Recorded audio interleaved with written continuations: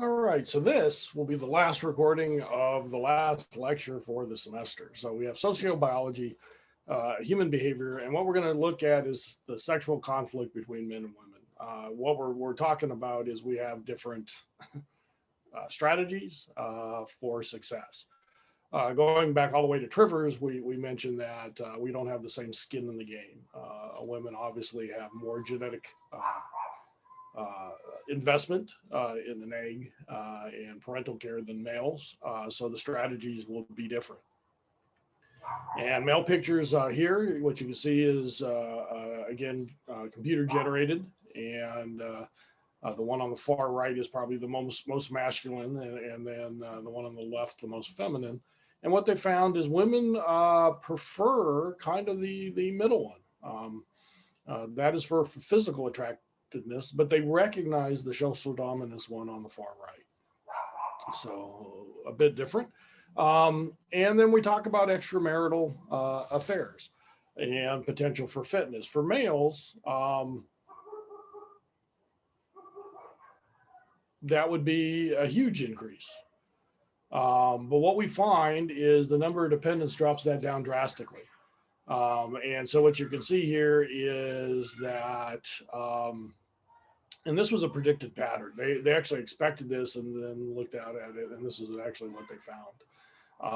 And the idea behind this is the investment that you have to put in dependents are then compromised with more affairs and the fact that you might have more dependents. All right, the next one is what males and females would like to have over time, partners. And it turns out males over a lifetime would like to have up to 20 partners, where female numbers were lower. And again, that has to do with potential and what they're looking for. And if you're talking fitness, that makes sense. The graph on the bottom is what is the likelihood they would have sex with a desirable potential mate after having known them for periods from an hour to 5 years. And what you see here is the male is on top and the female is on bottom. And, if you get to know somebody and they're a potential mate, after 5 years, maybe that makes sense. And then you see that the males, the numbers are the likelihood of having sex. It doesn't take very long. Within a week, they're ready. And it happens even below that number. And then for females, you're looking at an even likelihood would be all the way to 6 months. So the likelihood of meeting a woman and having sex within the hour is very, very low. All right, sexual overperception.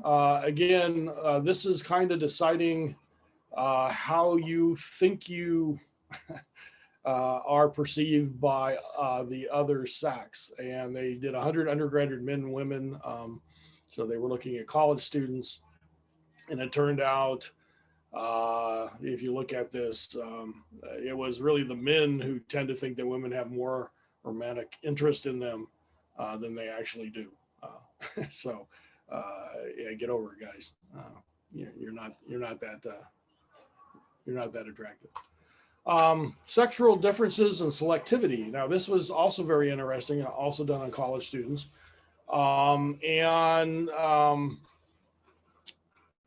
The question was minimum acceptable intelligence of partners, so how smart they were related to perception over, all males or all females. And when it comes to dating, you're kind of looking for your intelligence level. But when it came to casual sex, women were a little more choosy. They wanted males that are a little bit smarter. And if you see males, you gotta be smarter than a lamp. I don't know how to put that. So it didn't seem to matter. Steady dating, though, those both jumped up highly. And then obviously for marriage partners, they were also high. And what's interesting on this is when it comes to the long term effect, the males were actually a bit higher than the females on intelligence. All right, and then the last subject, which is a rather touchy topic, is coercive sex. And so we'll talk about some of the studies that have been done, and is it culture or is it biology? Brown Miller wrote a book, Against Our Will, suggesting rapists act on behalf of all men to instill fear. So it's kind of a power thing. In '83, Thornhill suggested that it was a way of being reproductive for men that do not have any other choice. And then it's also suggests it could be maladaptive effective selection. And there's only a little bit of data on this, so it's kind of hard. But we do see this coercive sex or rape in other insects. You can see it in a beetle here. And what we do find is that fitness cost is extremely high compared to the benefit. So if you do this and you do have offspring, the side, especially in human culture, the side effects, and I'm not sure that's a great term for that, but the costs, probably a better term, extremely high. Prison, shunned by society, all of those things. So testing alternative hypothesis for sexual assault. If it was totally motivated by the intent to attack women, we would expect that there would not be an age difference in who's attacked. Matter of fact, maybe you would expect older people to be attacked because it'd be easier prey. Instead, women who are robbed or sexually assaulted are likely between 15 and 29 years of age. So that there suggests that there is some sexual component to it, although often rape is considered to be a thing of power. All right, life expectancy. So let's move on to life expectancy and homicide. It turns out if men are affected, the longer you live, the less likely the chances that you would commit homicide. And this is kind of going back to that risk averse and risk prone idea that we talked about earlier. So we're going to look at one tribe, the Yanomamo, and these are in Brazil, and 12,000 people live in villages of 40 or 50. They have small gardens, they hunt, and they have wars over females and marriage all the time. Lots and lots of fighting going on. And 40% of the men have been killed, 25% will die, or have killed somebody, 25% will die in violence. So very, very violent culture. And it turns out, just like we talked about before, is this kind of kin selection. They're more apt to help people that they are related to.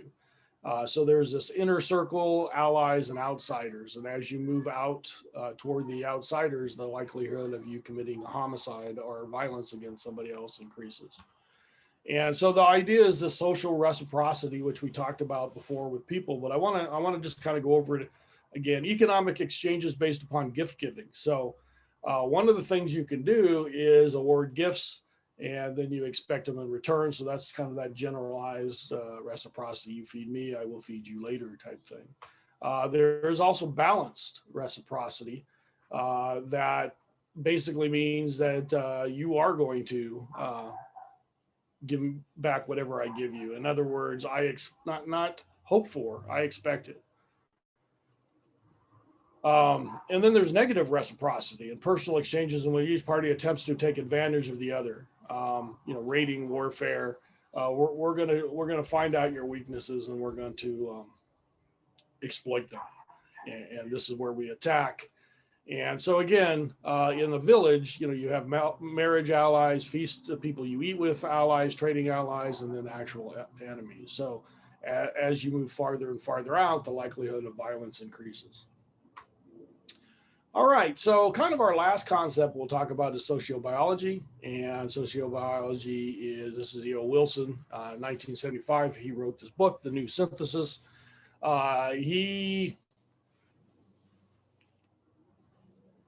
Good book. And basically he was linking behaviors to genes. And we've talked about that throughout the class. And it got a lot of flack. He basically said that we inherit these behaviors and then the environment kind of shapes them. So brings up the idea about nurture and nature again. But critics led by a couple of evolutionary biologists suggest that genes played a role in human behavior, but it was really the social context. So the problem with this and what he got flack for was the fact that they were suggesting, he suggested that, it's in our genes. And we don't tend to like that. We like to think we have free choice. But everything is interconnected and shaped. So I think both. So it really gets back to that nature and nurture, how much is our genetics and how much is it from society. And so he said it was dangerous because then, it would push racism and eugenics. You're not like us. We have better genes. And that's probably true. I don't, not the part that we have better genes. Let me just say that clearly. But there is a way to use that to try to reinforce some of these really bad ideas, and so that was a huge issue. And E.O. Wilson said, "I'm just pointing out things that I think are true. I'm not saying that we're running by our genes and that we don't have choices, and that society doesn't do this." But anyway, so there was real concern about this. Now, of course, this book's been out a long time, and although this topic is still around, you don't really hear that much anymore. All right, so the summary: what can animal behavior teach us? And what I found with looking at your grades is nothing. And are we victims to genetic sociobiology? So are we victims to our genes and our backgrounds? Can we choose? Yes and no. I think everything is again interrelated. I think you work with what you got, and from there you make a framework and you make choices.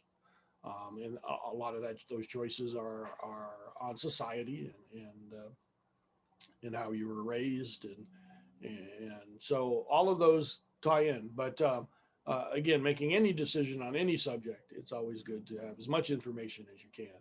And so with that, we're going to stop the share and stop the recording. Last one for the semester.